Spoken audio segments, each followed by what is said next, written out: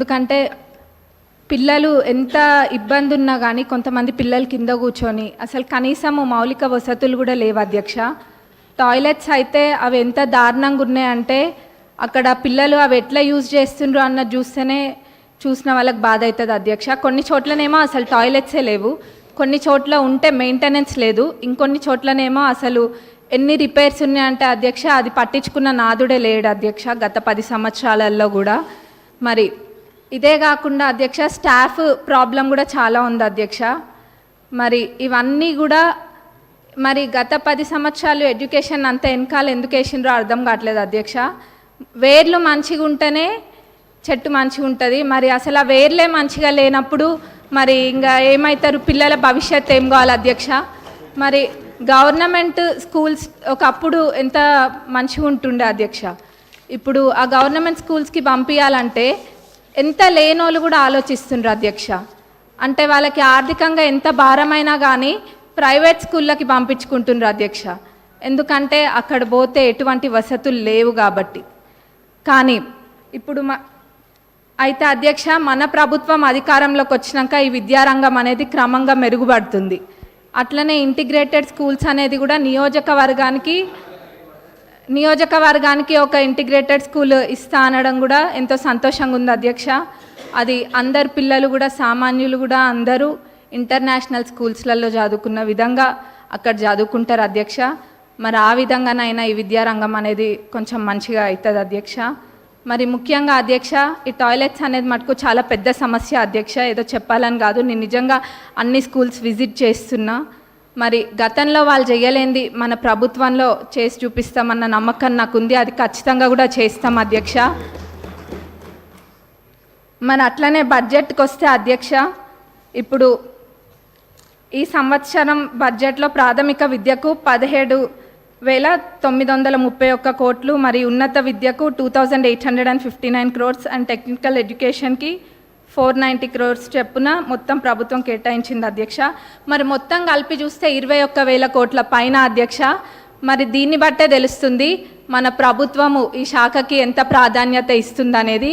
ఎందుకంటే ఎవరైనా చదువుకుంటే చాలు, మన దగ్గర ఆస్తి ఉన్నా లేకపోయినా ఆ విద్య మనకు ఆస్తి అన్నది మన ప్రభుత్వం నమ్ముతుంది కాబట్టి ఈ విధంగా బడ్జెట్ పెట్టడం జరిగింది అధ్యక్ష.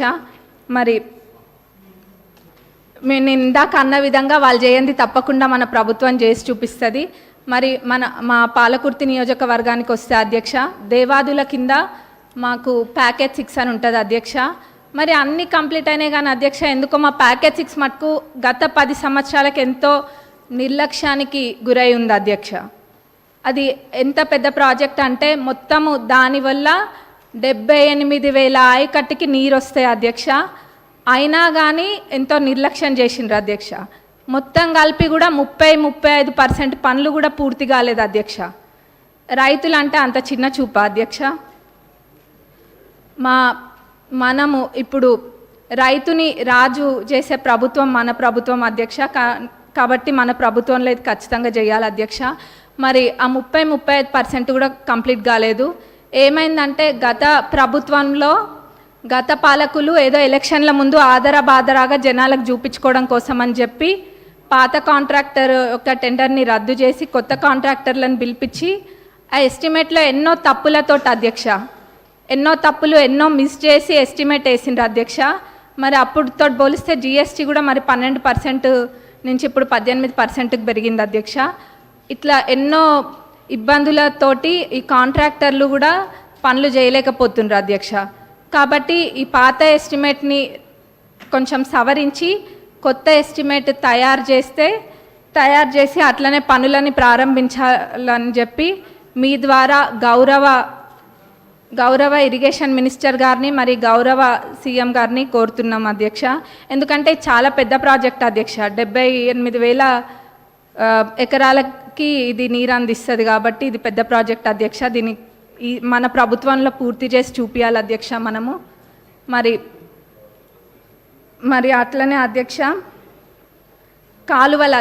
కాలువలు కొన్ని చోట్ల అధ్యక్ష అన్నీ చాలా మటుకు కాలువలల్లో అన్ని చెట్లు మొలిచి ఉన్నాయి అధ్యక్ష.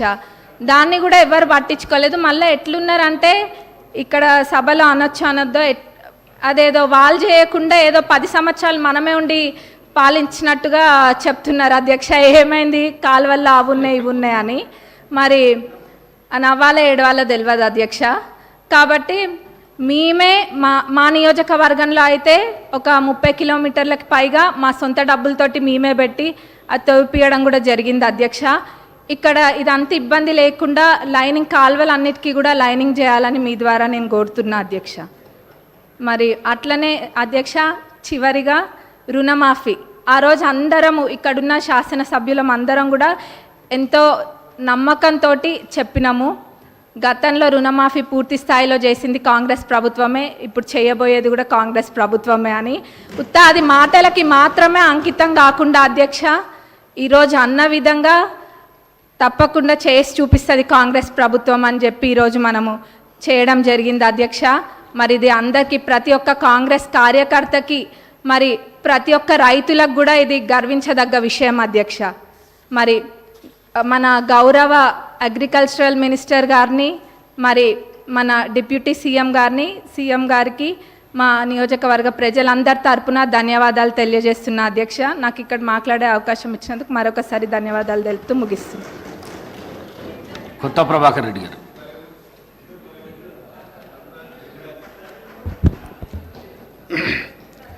థ్యాంక్ యూ అధ్యక్ష.